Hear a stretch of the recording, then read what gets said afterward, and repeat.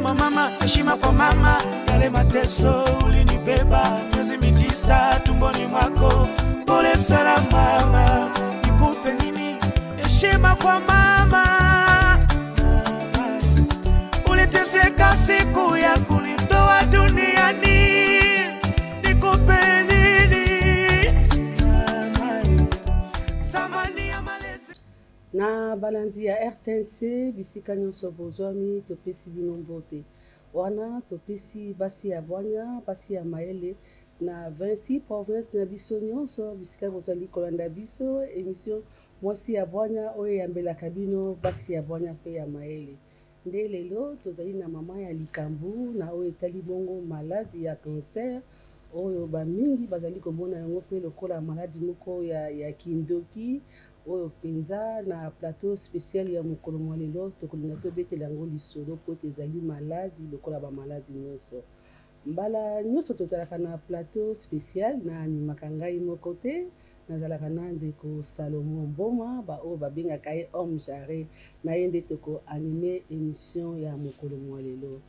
Nazali na basi ebele oyo bokodécouvrir bango wana tokopesa maloba na Salomon Mboma po te akotisa biso mpenza na mozindo ya émission na biso oyo tokobeta lisolo ya cancer ezali nini, maladi yango ezali koya lolenge nini.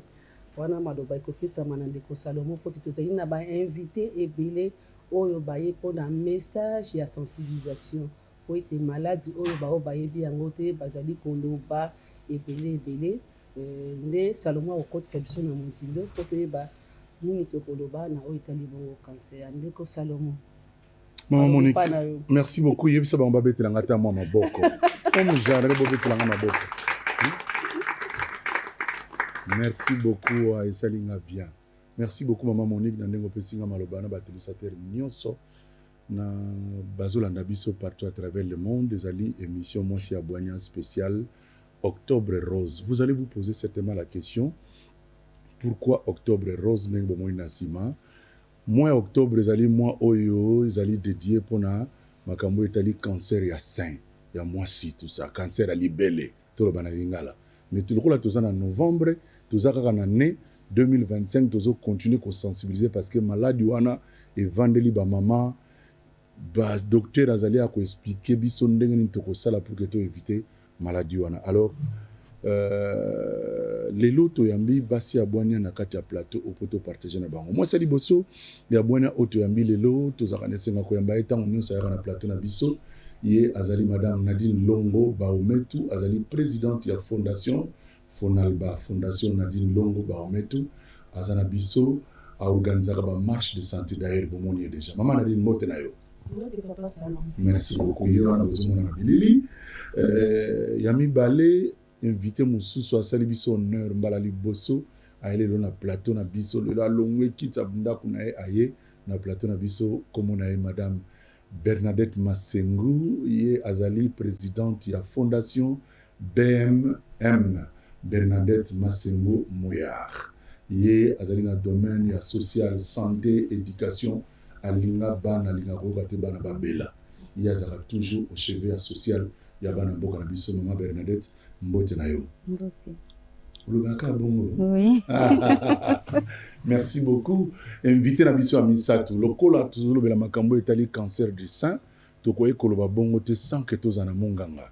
Tozana nganga munganga moka maele oyo pe to yambaka mingi na plateau ya ba émission na biso vraiment azali habitué à émission Notre Congo na santé en 10 ainsi de suite azali docteur Yolande Kapende, azali gynécologue et puis obstétricienne à la clinique d'Engalier, ma chef de service honoraire, médecin directeur, coordinatrice à centre médical Mama Agnès Kamine Semak, en sigle vice-présidente de la Société congolaise de gynécologie et d'obstétrique, secrétaire général de la Société congolaise de fertilité, secrétaire général adjoint, secrétaire général adjoint du groupe interafricain d'études, de recherche et d'application en fertilité, membre de l'Africain Fédération et Fertility Society, enfin membre de l'International Fédération et Fertility Society. domaine de recherche infertilité du couple. Ce que vous avez posé à Kobota, Kobota raté, na suka a bengangai. Na kopesa numéro Madame Yolande Okobota sans problème. Madame Yolande Kapten, moi c'est abwana mbote na yo. Boye malamu na plateau ya moi c'est abwana. Merci na bino nyonso na maman pe na yo. Pe na bandeko. Nalinga bien na mbala abwana. Homme genre. Toza biso moko te na wata plateau, toza na basi ya mayele baza koto ndembo moni balati na couleur ya octobre rose. Mbote na bino. Toza pe na ba elenge ya lobby o ba ko remplacer Maman Monique na micro. Maya alingaka ko remplacer Maman Monique. Rachel Maya. Azawana na ba jeune fille ba étudiante nyonso ba ekotala biso ya IEC ya ba association na minene bazali ya pe ba ekotala biso mbote na bino. Basi abwana. Bolobaka bongo. Voilà, toza pe na mibala bwana ba na plateau, en tout cas plateau eza décoré kitoko na Deborah Motata. Mbote na bino nyonso thème na biso to kolobala les ali. Prévention et dépistage, il y a cancer du sein. Prévention et dépistage.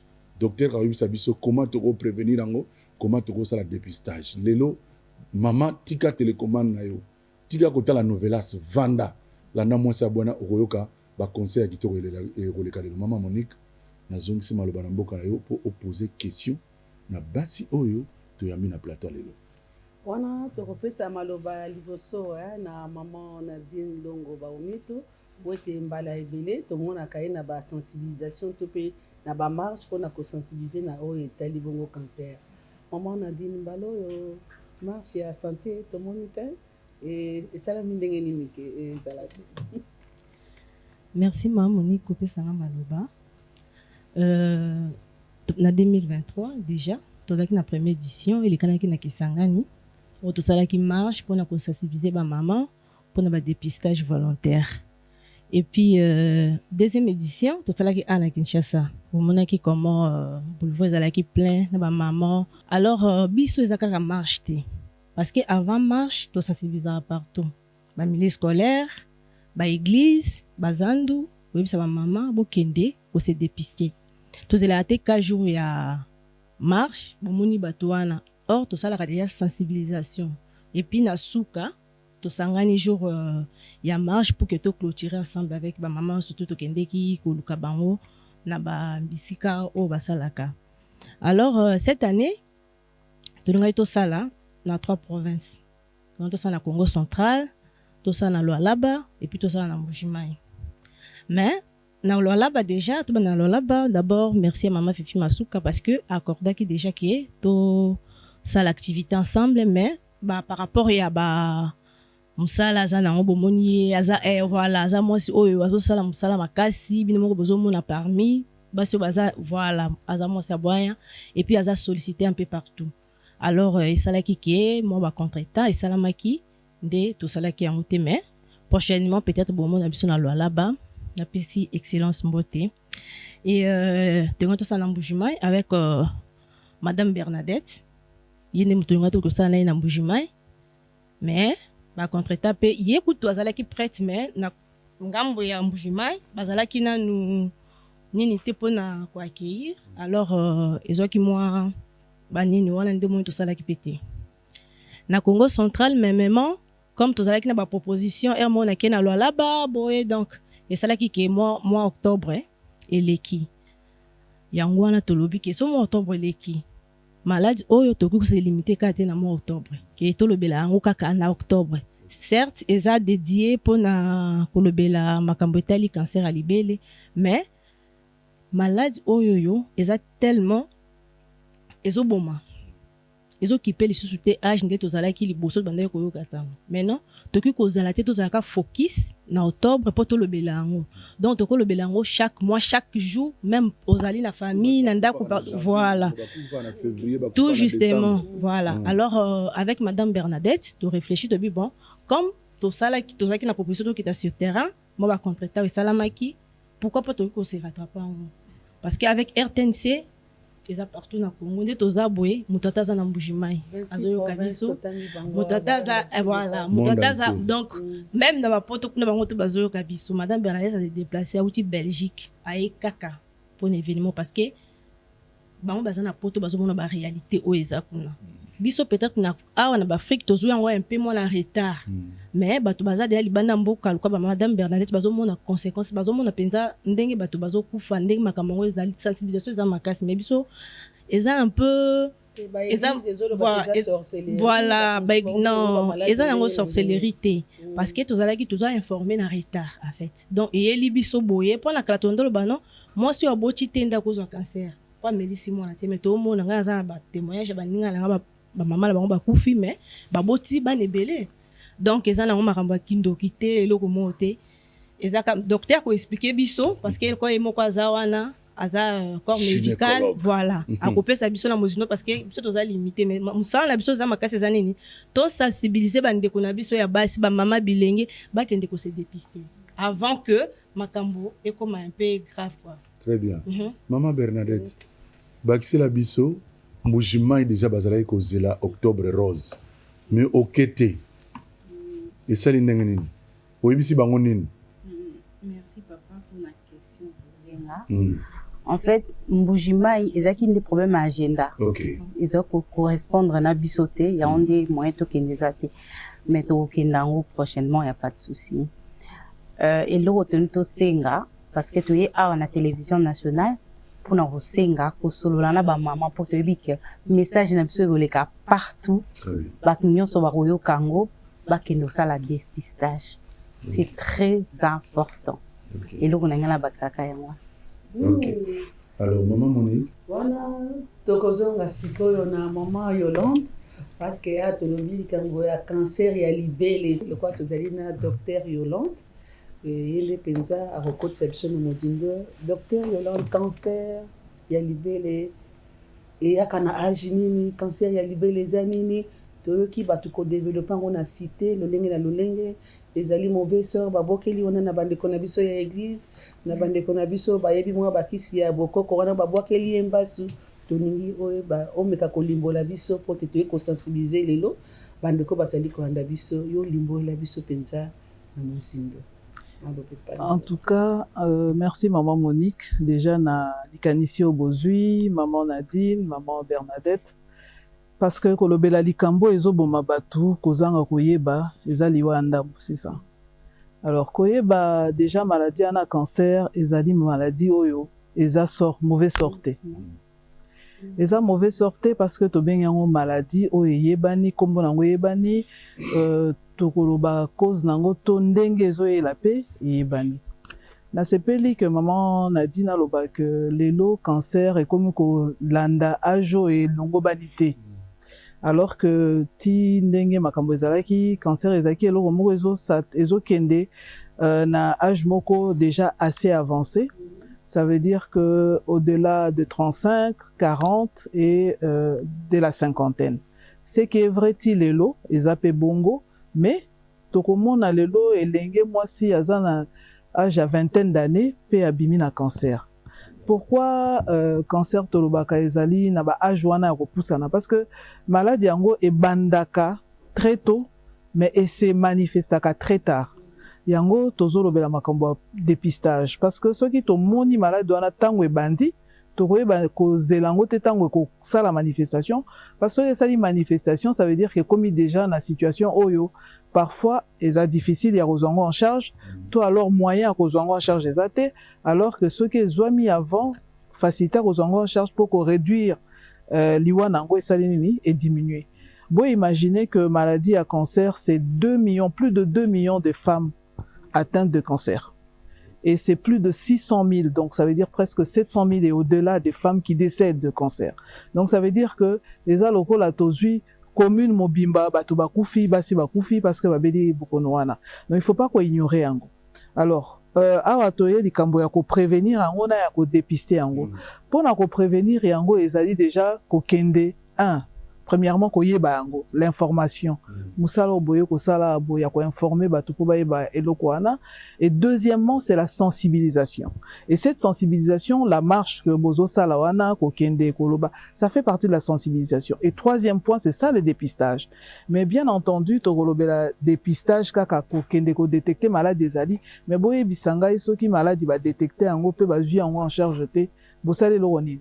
nde likambo ebangisaka bato mingi kokende na likambo wana babengi dépistage. Donc pour la prévention eza ndenge nini, c'est comme je viens de dire, tout ce qu'on fait ici: informer, sensibiliser, parler de la maladie, kolobe la maladie, bo excusez nga so na côté na lopoto, ezali simplement koyeba que maladie ezali pe maladie wana soki balandeli yango te kosala nini ekoboma. Donc eloko nini nakokoloba mpona maladie wana o bato bakoko yebela, parce que moto mosusu akokanisa mbuma nyonso eza na libele ezali cancer.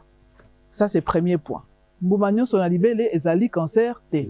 Deuxième point, pasi nyonso ezali na libele ezali cancer. Non, pasi nyonso ezali na libele ezali cancer te.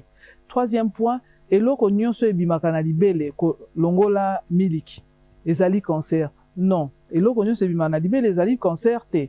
Mais pona yango esengeli nini? Esengeli kokende na munganga po yende asala part de choses.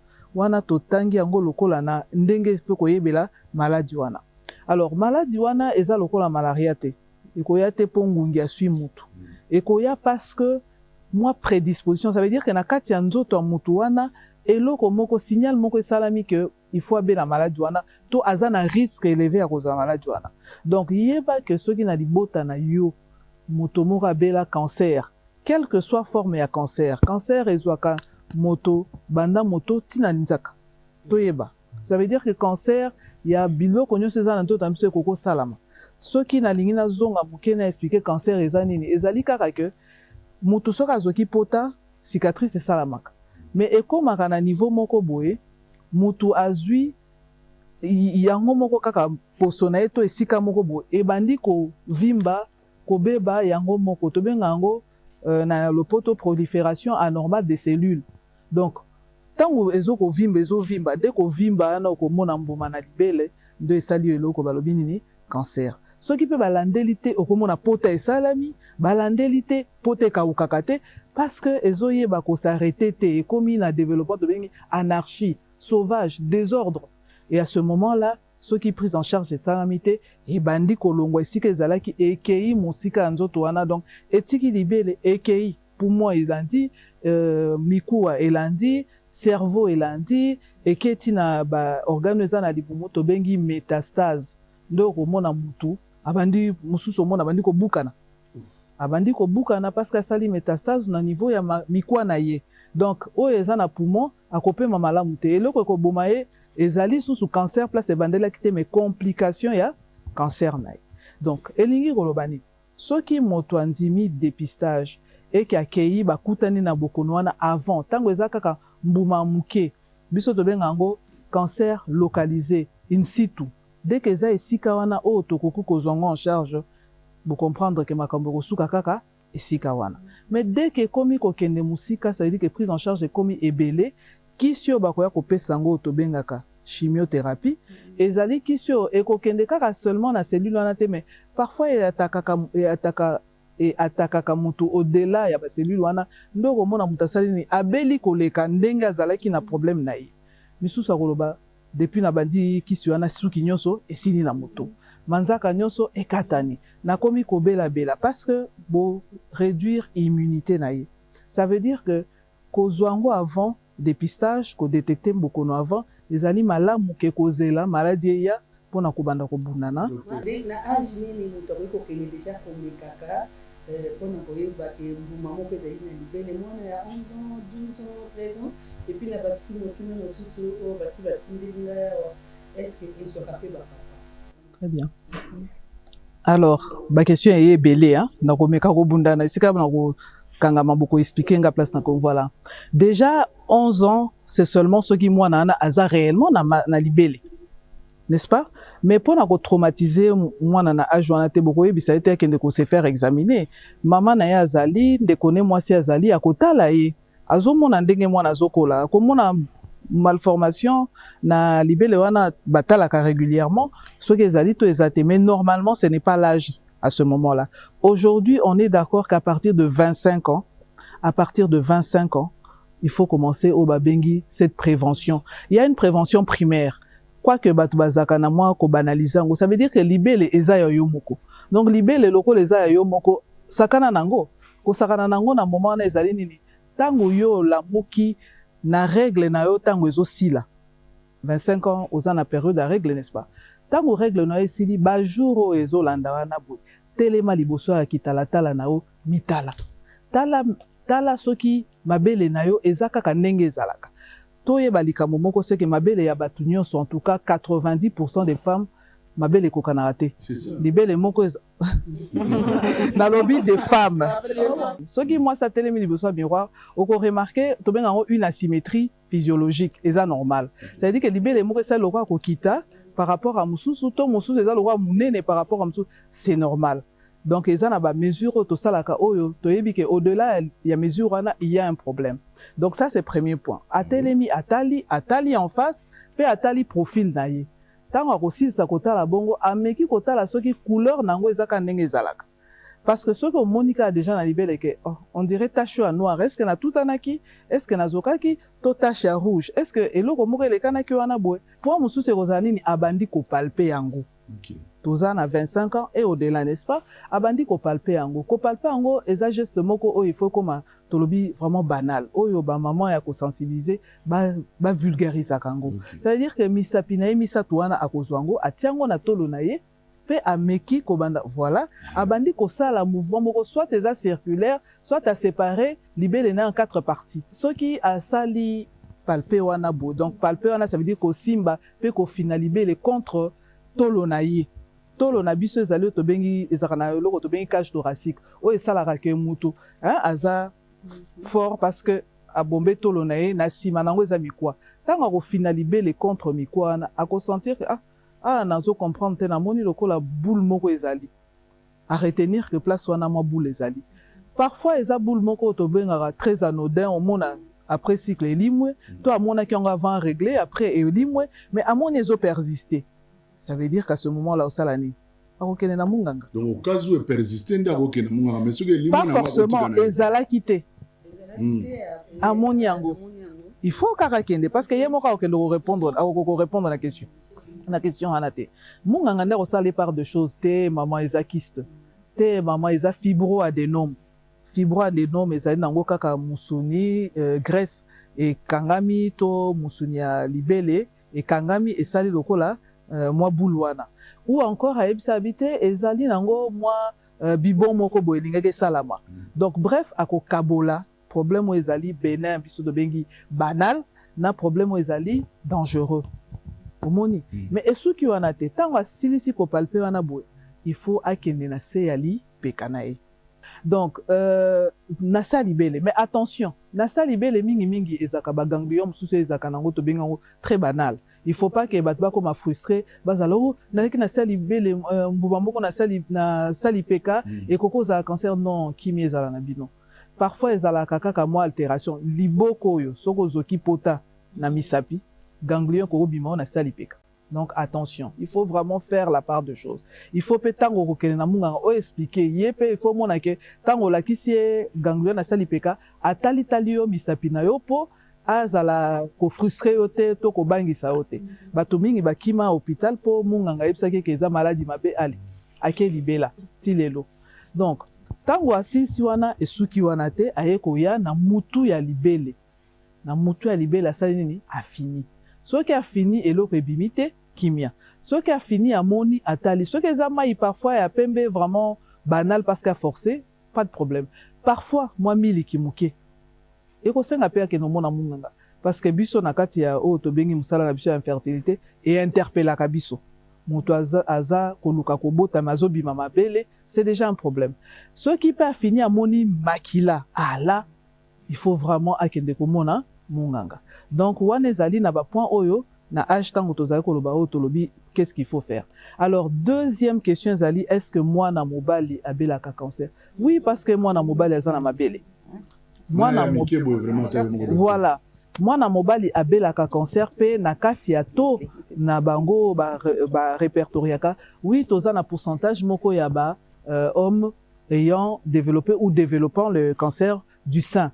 Malheureusement bango ba ignoraka ngo parfois. Ya ko mona ngo kaka moi bouton na soni pe alobi est-ce que ngana koko vimba libele donc akolinga bombango mais par contre ce cancer là il est parfois très méchant na kati pe ya libota ya mwana mobali il y a toujours antécédent na libota na ye maman abela cancer tante abela cancer comme donc eloko moko ezalaka na famille interpellaka ke asala yango ntango bino bokendaka na niveau ba province namonaki yo na 2023 je crois bozalaki na Kisangani eza na basi misu ndenge docteur alobi babanga minganga technique nini boyebisaka bango pour que baavouer directement pa munganga parce que azolinga te munganga longola atala na nzoto na ye tout ça bastratégie nini bosalaka ou bien message nini yokopesa basi ya ndenge wana oyo akenda nanu ata kosala dépistage wana te na ndenge docteur alobi awa en fait ni tozalaki na Kisangani napesi kaka Kisangani partout même na Kinshasa même partout tout ça oyo okendaka ti na Mayombe voilà na Kisangani tant tokendeki kosensibiliser bamama na bajeune fille kuna bazalaki ebele plus de 2000 femmes oyo tozalaki na bango bamarche tant tokomaki il y avait des filles bandako yana baka wana tozalaki mpe na médecin moko azalaki wana ye moto asungaki biso mpe ka na ba à chaque fois tosalaka banini tozala toujours na médecin pour aider biso mpona baexplication oyo madame nani docteur Yolanda oyo expliqué alors il y avait aussi des jeunes filles bazalaki deya na baproblème wana ozomona mabele et tout médecin azalaki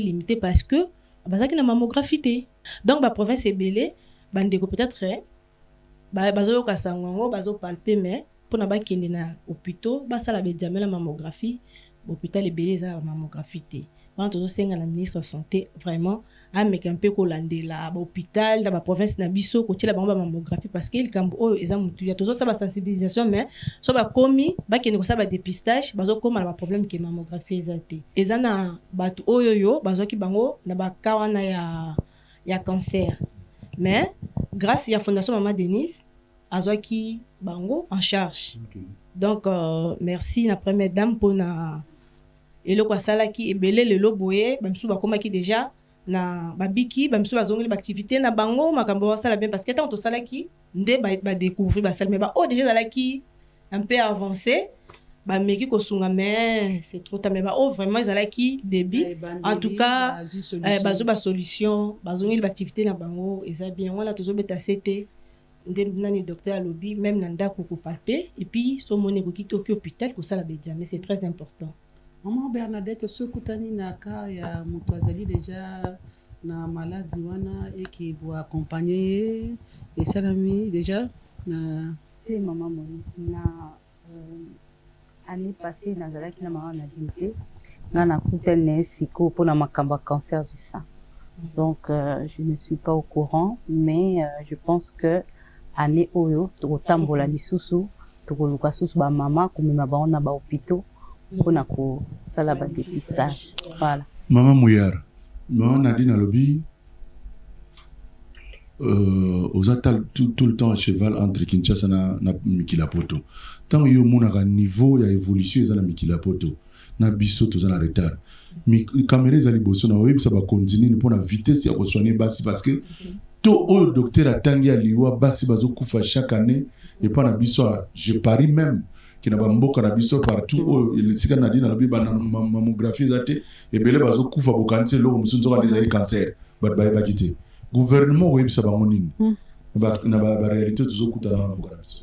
Oui papa naosenga na gouvernement batala surtout bato bana kati ya baprovince ndenge Nadine oti olobaka mammographie eza te donc c'est très difficile pour les femmes mpona basala baexamen wana donc ministre ya santé atala problème wana eza très important parce que toloba na Europe taux ya guérison eza ebele eza plus élevé soki base dépister avant c'est ça en fait donc il faut kosala yango tosenga na ministre ya santé aide biso par rapport à makambo ezoleka ya cancer du sein quoi.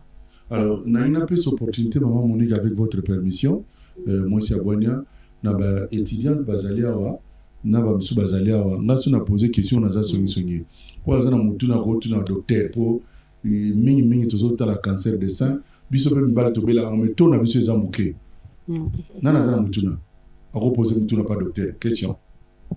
Docteur, ma question est à Koeba. Vous avez mentionné que Banamibali peut bazala na cancer et à libellé. Alors, pour nous les hommes, comment faire pour nous palper comme c'est le cas avec les femmes? tokabola yango à 4 à 6 à 10 tokosimba yango ndenge nini mpona kopalpe yango koyeba ke mbuma eza na kati. Merci. Docteur, Oui. bon, qui peut encore poser une question? Allez-y, comme ça, docteur répond. Merci. Docteur, j'allais savoir, faites Florian, je viens aussi de finir en médecine. Docteur, j'allais savoir par rapport au risque, tout ce que vous avez mentionné ici, est-ce qu'il y a de régime alimentaire ou quelque chose, parce qu'au quotidien de femmes, on a l'habitude de manger tout ce qui va avec.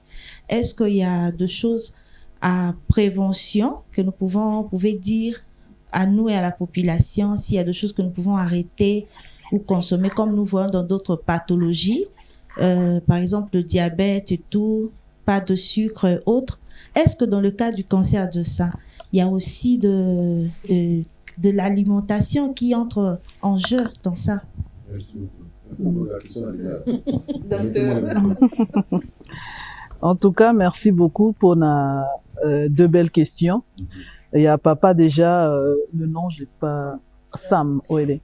Alors Sam, le sein de l'homme, ce qui est bien, c'est que on n'aura pas à le repartir dans 4 parties. Et puis au plaqué contre thorax nayo, torse nayo, et puis au fini. Mais en fait, dans l'obi boye, ça veut dire que selon les prédispositions, ceux qui yo qui déjà na libota nayo que malade ouane zali. Donc, comme déjà, la population à risque, n'est-ce pas? Donc, tu prends vraiment le temps d'être attentif à toute sécrétion, à toute douleur et à toute lésion, hein. Et là, qu'on y a sur le monde anormal, na libellé, il y a qu'on attentif nango. Donc, il faut pas qu'on non plus. Moi, je dis toujours, na basi, vous avez paranoïaté. Donc, au comme à l'oko, la hantise que, l'homme sous n'a cancer. L'homme sous n'a non. Calme. C'est-à-dire que, comme il s'engole à routine. Donc, pour le papa, il faut savoir, est-ce que dans cette famille, il y a eu une histoire de cancer? S'il n'y a pas eu d'histoire de cancer, donc ça devient au cas. Ça veut dire que, au moni bouton, au moni loco, attentif. Aux okipota, curieusement, non, mingi, les alaragate, narazaki. Non. Aux ala rasé, nous avons ezali première manifestation et loco moko ya normal. Donc, attention. C'est simplement ce qu'il faut faire. Donc, il faut pas, c'est dire que dans la mandu ko kabola ça déjà au régler tes hôtels on a. Donc il faut vraiment faire la part des choses. Alors na stylo alors na question à consoeur Florian, dès lors que au komi munganga, ça veut dire que tu deviens une consoeur. Maintenant maman Florian, le régime c'est très important effectivement. Nous sommes par rapport à la malbouffe. Et les nabiso. Bah, quand on a biso, biloko belé, tolobaka, notre sol est riche. Mais notre sol est riche, ça veut dire que tolia biloko ezali, na mabele nabiso. Pourquoi les loto komi bato ba shawarma, bato ba pizza, bato soso et bébé, bato ya, comment on appelle ça, mipanzi wana toye barate, ceux qui zaka mipanzi, finalement ya nani. Donc, na lobibi ya nani, hein, parce qu'on ne sait pas. Donc, bref, ce qui te zongeli na moi c'est qui est naturel. Quand on a vu ça yebaki soukalité. Soukali comme to yebi yango lelo, ils connaissaient pas ça. Soukali fait à la betterave va yebaki yangote. Ça veut dire que le cancer sous d'autres cieux aujourd'hui Florian on dit que le cancer a linga soukali. Les cellules cancéreuses aiment beaucoup le sucre. Donc un des secrets pour éviter le cancer, c'est éviter aussi le trop sucré. Donc sucre est à la vraiment au besoin. Bimela mais la boisson sucrée on a la linga mingi maltina na linga mingi eloko. Attention mais la lobité que mais la masanga non plus parce que rolobanangate mais parce que déjà la levure ou l'alcool c'est le sucre, ça veut dire que réduisez la consommation sensiblement de sucre, du gras et du salé. Donc ça c'est vraiment au balobaralebe à bas dans la consommation, dans l'alimentation. Topesi merci da maman docteur na ndenga za ko expliquer biso natina ya maladi oyo ezotungisa bamama babengi yango maladi ya mabele, cancer des seins.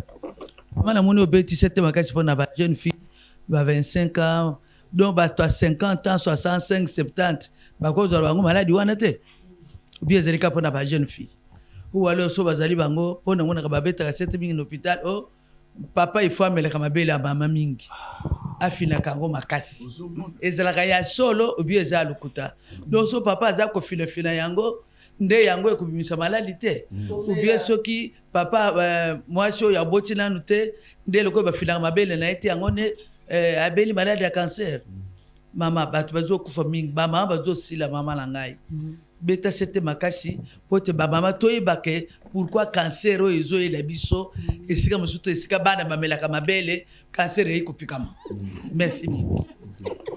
Pesa micro kuna pesa mutuna awa après tozonga pa docteur mituna mibale kaka etoke pesa kuza mutuna comment Louise Swele nalingi na tuna mama munganga oyebisi biso nini po te tokwea na mbeba ya cancer te prévention nini oyo oza kopesa biso.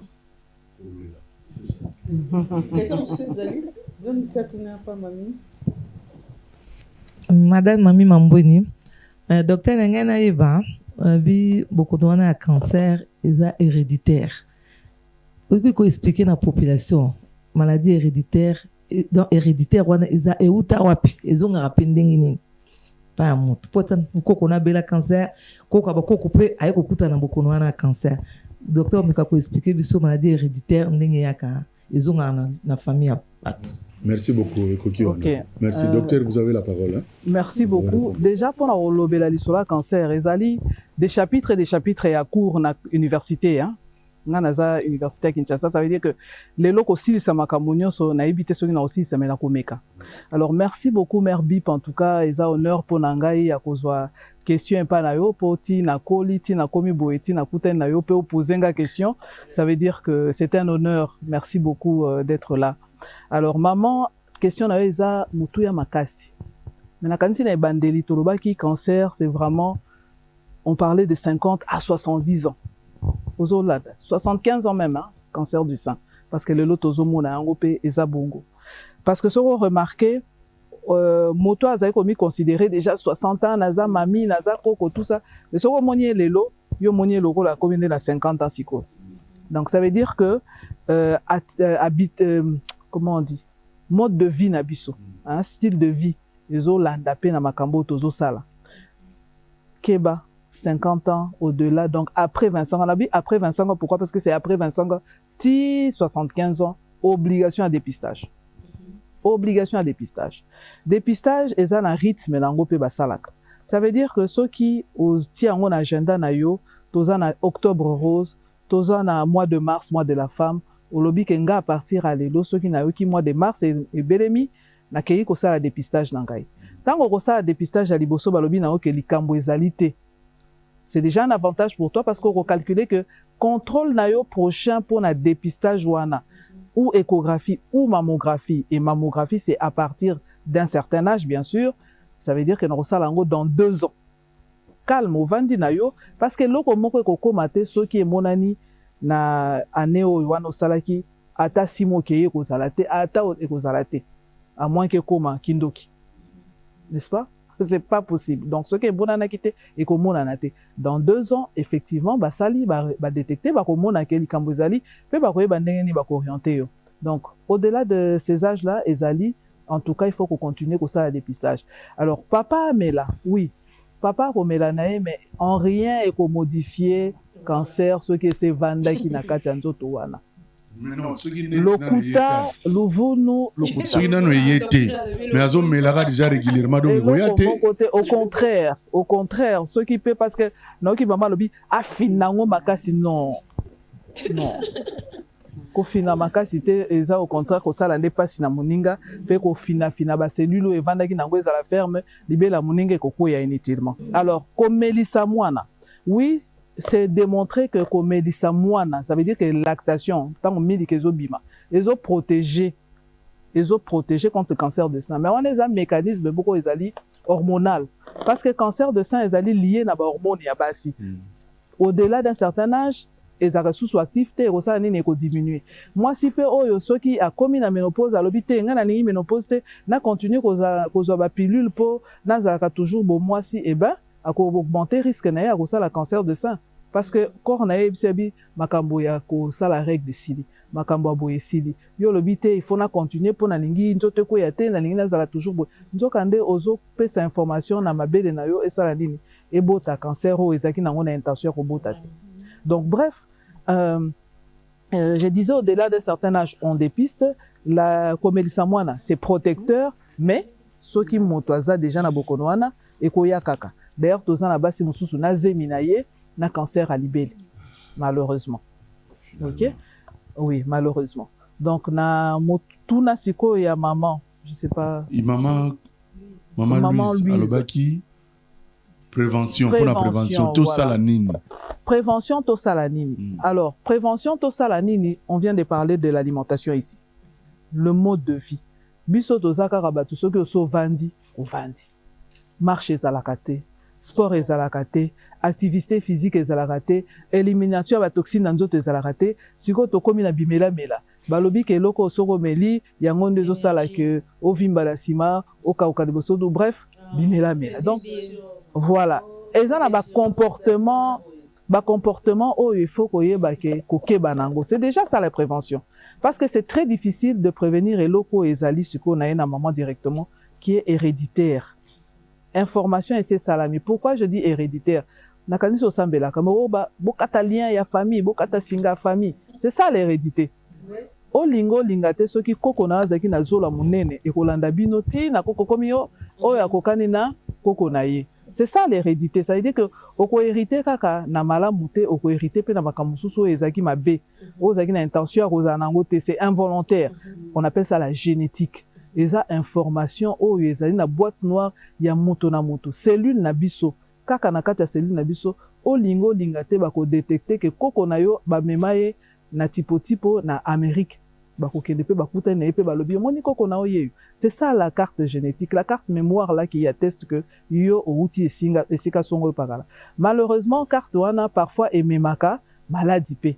Donc musu se keye lobi koto ote et keye sans maladie. Côté musu memi pe maladie wana. Tozo lo ba cancer kaka ya libele. Ba cancer eza ebele to lobi non. Na ningi pe moi clin d'œil na mois de novembre parce que c'est le mois maintenant du cancer de la prostate. Donc on est dans dans novembre bleu. Voilà. Donc ce qui fait que batar wana to ba information wana eza na kati ya cellule wana. Lelo na ba recherche o bazo sala. Soki bozo ka ba recherche eza plus poussé. C'est-à-dire que ba rôle du casco moyen ya kokende ko détruire na kati ya ba cellule ya moko ya bato. Eloko wana ko briser yango. Pour ceux qui va briser yango wana chaîne wana ndenge na lobi lokolo sambelaka. To briser chaîne wana et kotika la cancer et kotika la oza susute na libota wana to na génération wana. C'est ça les recherches qu'on est en train d'essayer de faire. Voilà. Docteur, aux en ballon, aux ça la essaye, mais en même temps, on a expliqué ma alimentation, na ba koko na biso mboka maladie et belé tous au monde aboyeza la ki mingité. Maman na biso ezalaki te ba koli, ma mère aujourd'hui a 90 ans.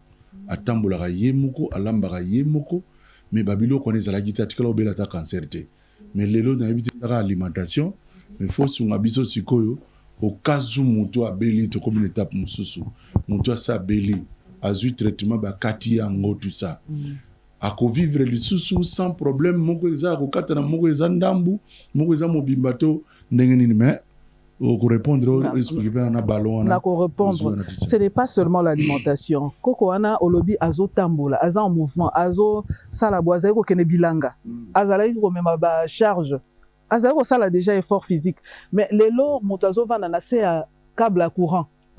Sans oublier que câble à courant ezo transmettre ba radiation. Avant d'y nasser na yazo kango loko le comme musique pour na yeba éviter qu'est-ce qui est en train de s'irradier. Lelo motu surtout téléphone na maboko.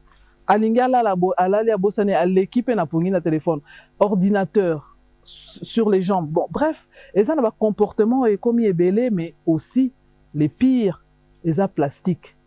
Et là qu'on est boy bisanga moto yo banda enfin depuis lundi lelo jeudi amelima ina mulanga plastique te. Bisonyo soto melima e au moins na mulanga plastique. Or na kati ya mulangi wana boy to ça na ba élément moko boy zanga na kati oyo esalaka que et se transformer na kati na biso et au-delà ba accumulation na ngo wana bo et ça la kezo ko benda ba maladie belé ezo changer biso na kati na biso ezo modifier ce qui bomoni kalezaki nini kaleba se bandi ba kaleba sans terre en argile et vandi mai pesa malili melelo tolingi kaka plastique botie na frigo bobosani botie na moi ekauki bozongeli alors qu'à l'époque tozaki na milangi ya mai en verre botie mai na molato ya linzanza. Mais lelo beaucoup de choses ont changé. C'est comme ça que makambo bele ko changer.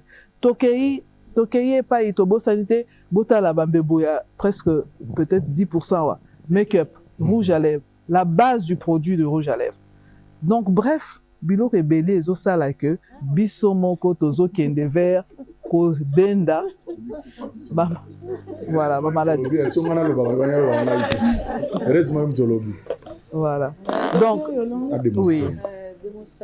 Alors, naza na présence ya baepsinga na Alex. Na boyi palpation na nzoto ya mutua parce qu'il faudra tout signer ba papier belé pour na osala ngo.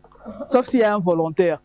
Même ceux qui ont babel ezara souvent moko munene moko mukie parfois to les deux symétriques mais souvent ezara quand même assez différents. Et ko zape koi mais oh to ça babel telemi boy.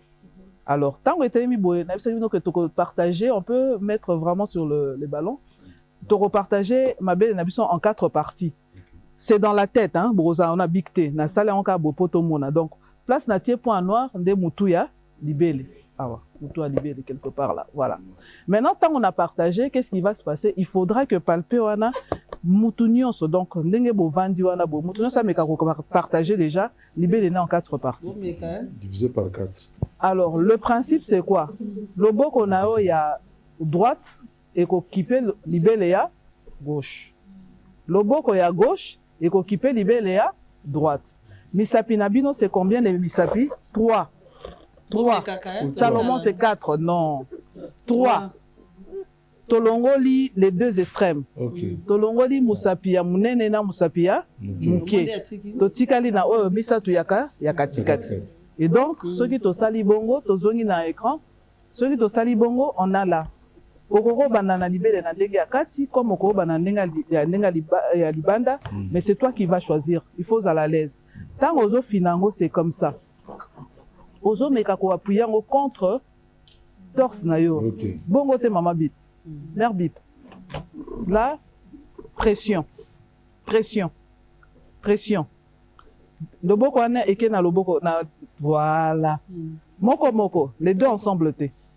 Bokitsa loboko mususu moko ndezo kipe moninga. Yo tie mibale. Donc c'est voilà. Serré. Serré à l'aise vraiment. Voilà exactement. Et donc au fini. Voilà, très bien. Au fini, soko bandaki na likolo, au fini tina suka ozo luka autour ce que alors ozo masse boye okei nango contour okiti na cadran inférieur. Deuxième partie, oye ko kene na ngambo wana kuna. Au divisaki oye ko zonga na o ya likolo après ko koma na katikati côté ya muto libele. J'espère que ça se voit. Muto libele là. Au fini. Dango aussi li sabongo oké na salipeka. Kaka na loboko tu vas sous les selles. Oké na salipeka obandi ko luka kuna. Obandi ko luka. Eloko ezate oye ko zonga na muto libele au fini muto libele. Et c'est comme ça que ça doit se passer. Donc, il faut ça chaque jour. Bon. Mais non.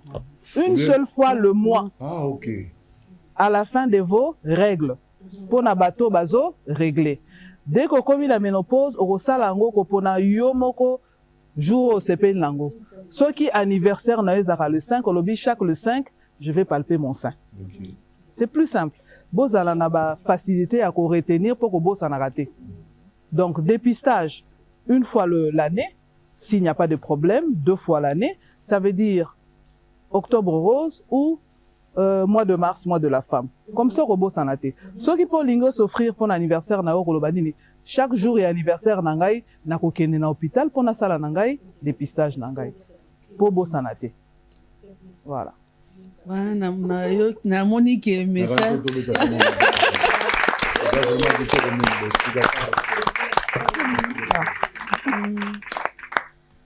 Maman Nadine, malobe pas na lisusu na etali kaka sensibilisation.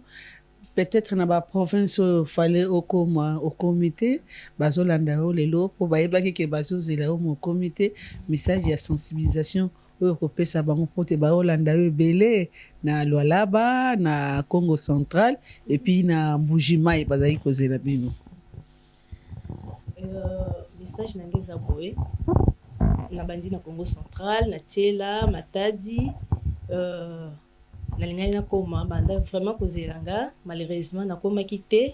J'espère que vous bénéficiez na makambo au docteur alobi et prochainement tokozala wana tobandozela te kaka mois d'octobre nde tokita toloba docteur Yolanda azali toki mpe okendeka mutuka tokomi na Congo central et puis aye aexplike bino ndenge bokolanda yango na batélévision et puis na lwalaba memement ka ndenge nalobi na Congo central ke ezalaki déjà yango ezalaki déjà acquis mais malheureusement son excellence maman Fifi Masuka azalaki mwa na banini madame Bernadette ayebi place bazalaki alors proche tozoya en tout cas fondation Nandi Longo ezoya mpona kosensibiliser vraiment bamama parce que likambo oyo ntango nazalaki na Orlando il y avait des femmes tant que surtout okenda bacampagne internationale mpona makambo oyo omona vraiment sentir que na bapays mosusu bacameroun pays d'Afrique mosusu omona basi mpenza baza mobilisé mais biso na Congo tozala un peu bokende beaucoup tika oza congolaise yo moko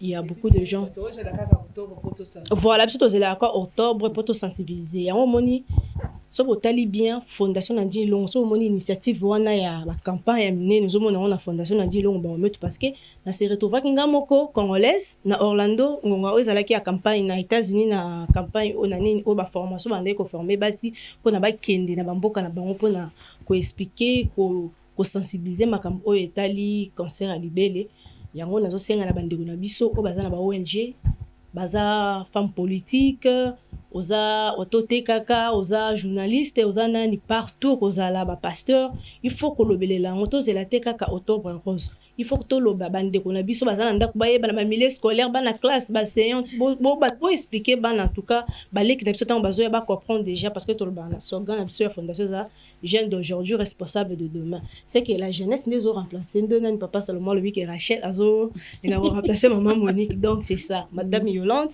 azape na ba ko remplacer du coup tout ça là qui est na ba milieu scolaire na ba université bana ba izala déjà na ba notion wana peu importe na ba église voilà et puis ba église makambo bolobaka ke za makambo te oza makambo oyo ko ya te za la te oza makambo ya ndoki cancer za bobolandi docteur ndanga expliquer donc likambo moko etel makambo ki ndoki eza wana te tolonga non makambo kindoki na makambo oyo etali santé na biso certes ezalaka nango toyebi po toza ba africain comment ezalaka mais toyeba ke sokoza ndenge madame Yolanda lobi bo remarquer loko moko kimi mbangu na hôpital po ozo solution na makambo na olie obelela ke ndoki na pesi pe madame Da Silva ya mama Olangi mbote parce que bango bazana na mama Olangi tant on kendeki o zalaki na année passée babenga nga kuna pona sensibiliser ba mama ba femme pleureuse ba benga bango ba JCC CFMC et tout nazalaki wana na ba femme pleureuse ba yaki pe ko sambela mais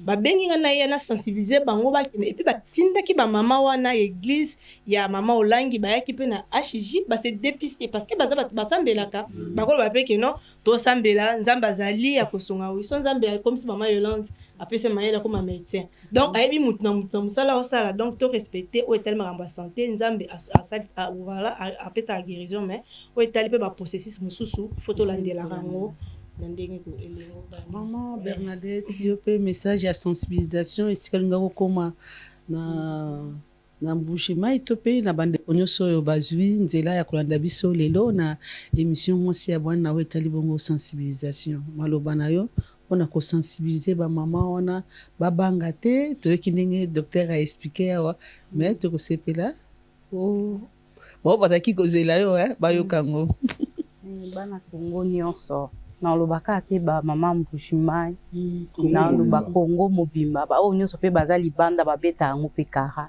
même na kisasa ba fille ni ko sensibiliser voilà ba TikTok avec le dépistage voilà ba ngo nyonso nazo senga na bango que ça la dépistage c'est très très important les dans le Europe kuna taux ya guérison est plus élevé pourquoi pas ici donc beauté les mabo que nous ça là ba dépistage les hommes aussi hein parce que docteur alobi ba mi bali pe bazanango donc ba mi bali pe de temps en temps il faut y aller quoi donc voilà docteur Yolande mutuna kutozo ke na gosilisa mutune panayo na ute kotuna yo awa moi si à sali constat yé ko sala mammographie tout ça ba constater que azana cancer du sein et comme na niveau moko moya ko soigner ngol so yatifu bakata tant bakati ba sensation nzoto na ye est-ce que libelo etikali en vie na o bakati ils en a ben inconvénient est-ce que il va affecter mususu wana te ba mususu bazo banga moralement comme déjà démoralisé bakata libéré tout ça place wana moins 6 fois en attitude nini et ça la makande ni place wana so bakati mbele médical pe o bayambaka bandeko peut-être akuti mutu na mbuma na libele aza peut-être pe na maîtrise nango te moyen ya ndenge ya kopesela information wana parce que ba mingi bazalaka akendaki na hôpital ba retrouver na mbuma na libele mazongi lisusu mbunganga te parce que ndenge médecin expliquer maladie wana esali ke abangi alobi malamu na kufa nango na ndaku ke bakende okatanga libele wana pe maloba to bakisi mutuna pour répondre sur le malade. En tout cas, merci beaucoup parce que comme dans le lobby, il y a tellement zamba, du cancer de sein, aussi, ça m'a ramené sur tout. Moi, ma bride d'information, ils ont très bien. Oh, botuneza, mutuya makasi. Les lots, tolobaka, prise en charge à cancer de sein, topé à cancer, nous sommes holistique. Holistique, ça veut dire que bisonion sur les photos tia, le boko, pour nako, sunga maladie wana. Après, Munganga est un bon communicateur. Okay. C'est-à-dire que Munganga, as un psychologue, il faut abandonner, nous n'a cerner, qu'on situer, qu'on localiser malade naïe pour n'accueillir ceux qui information ana et qu'on yambama dengeni. Na sepeli que maman Bernadette azala parce que y a vandi na poto, a ebi comment il a la poto. Na poto parfois l'information est directe et brute parce que sensibilité, il y a mundele na mutu mwinde keseni mutu mwindu soki alobia okata yo loboko lelo esili okimi libela koza esute mais soki mundele ba ebisi ke bakokata loboko wana pona bien na yo akoya penza ye moko na tongo alobi bon je suis là bokata loboko na ngai mais maintenant eloko mosusu ezali na c'est parce que autour ba psychologue bazali accompagnant azali moto ako encadrer ye pona ko expliquer que même soki to kati yo eloko boye toza na moyen otokosala pona ko rééduquer yo pe pona ko remplacer yango. Alors a lobby likambo libele moko bakati mususu etikali na corrigeaki dès le début que on parle de cancer du sein et non de cancer des seins. Pourquoi cancer du sein? Parce que ceux qui libellent moko ebeli cancer ezate que moninga na ya kozala contaminé. Non. Ceux qui libellent ana mususu et manifester cancer, ça veut dire que ezali cancer ya sika.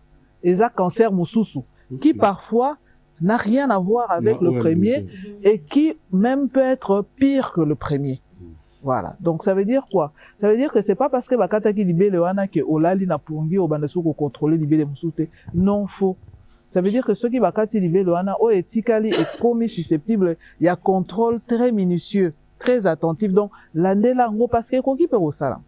Alors par rapport à sensibilité, na évité soko mais la sensibilité, il y a ndenge, il y a je ne sais pas il y a une autre ceux qui azo simba libéré mon qu'on etikala qu'est-ce oui mais libéré on etikala les a problème té ils ont à côté nango ils ala ki na sensibilité nango il faut changer le mot attends mais laissez moi na problème a comme ça peut moi na bien très bien par comme ça na bien par contre ceux qui ba sali plastique ma mère to ba remplacer libéré mususu wana nda comme ça libéré wana té parce que c'est juste une apparence les akaka juste pour mimaquer libéré les ali mais en réalité les a fonctionnel té.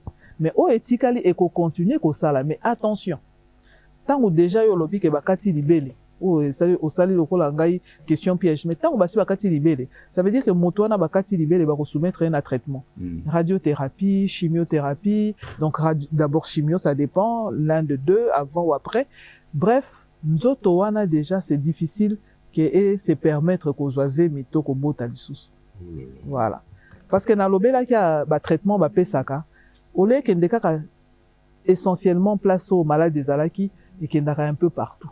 Donc, celui-là, autobengi ba ouvert, vos sites. Pour calmer que et ya ko la moussate et créer cancer na libé les mususu, il faut to bloquer en gros. Il faut to soit to longo li en gros, to longo lié ba ouvert wana pour et banda sous pour continuer ko libérer hormones wana te soit sopesi alors ba pilule surveillée parce que les mêmes pilules ici c'est koko comme sous contre biso. Merci na bande konyoso balandi biso na tango yo ndenge na lobaki na ebandeli na 26 provinces na biso nyonso esika basi bazali.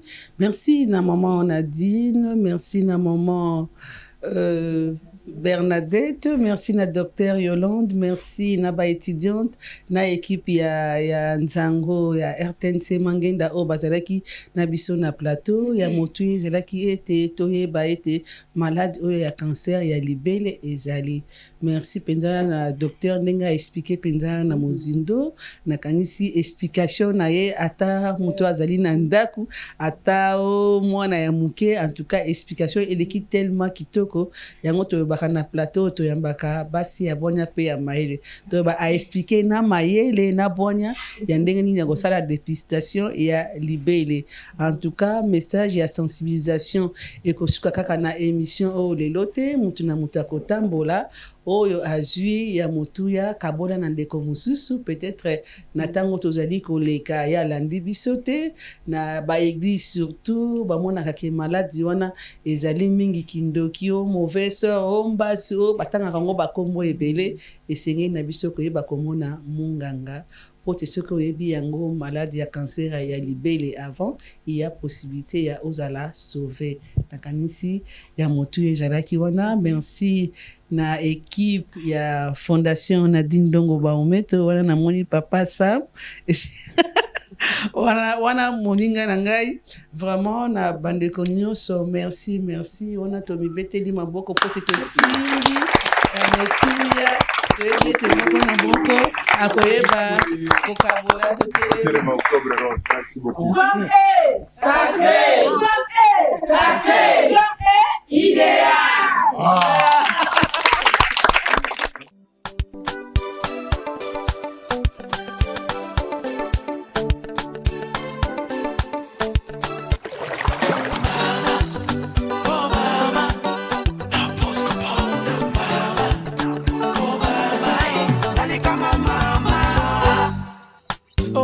Kama mama, heshima kwa mama, yale mateso ulinibeba miezi 9 tumboni mwako, pole sana.